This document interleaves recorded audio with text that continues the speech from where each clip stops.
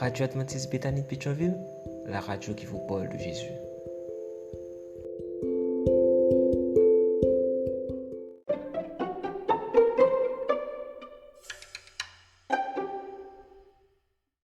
La vigile matinale provient de l'œuvre de Monica Diaz, Méditation quotidienne au féminin. La méditation de ce matin, aujourd'hui, 10 mai 2024, est tirée de Daniel 12, verset 3. Ceux qui auront été des clairvoyants resplendiront comme la splendeur de l'étendue céleste, et ceux qui auront enseigné la justice à la multitude comme des étoiles à toujours et à perpétuité. Changer mon cœur pour changer d'autres cœurs, page 139. En tant que fille de Dieu, nous avons de l'influence comme lorsque notre réputation n'est pas au mieux. Dieu désire nous utiliser pour influencer les autres, mais si nous ne comprenons pas le type d'influence auquel nous sommes appelés, nous ne l'exercerons pas de la bonne manière ni pour les bonnes raisons. J'aime bien une des définitions que le CNRTL donne au mot « influencer », agir sur les opinions morales.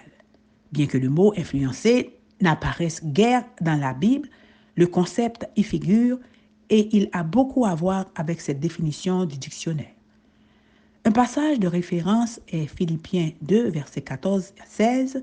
« Soyez irréprochables et purs, des enfants de Dieu irrépréhensibles au milieu d'une génération perverse et corrompue, parmi laquelle vous brillez comme des flambeaux dans le monde, portant la parole de vie. » Bien sûr, il existe de nombreuses façons de briller, d'exercer une force morale, mais d'un point de vue biblique, être irréprochable et pur, la clé pour y parvenir est de nous entourer de cette influence qui est le Christ, en nous accrochant à sa parole de vie afin qu'elle transforme nos cœurs.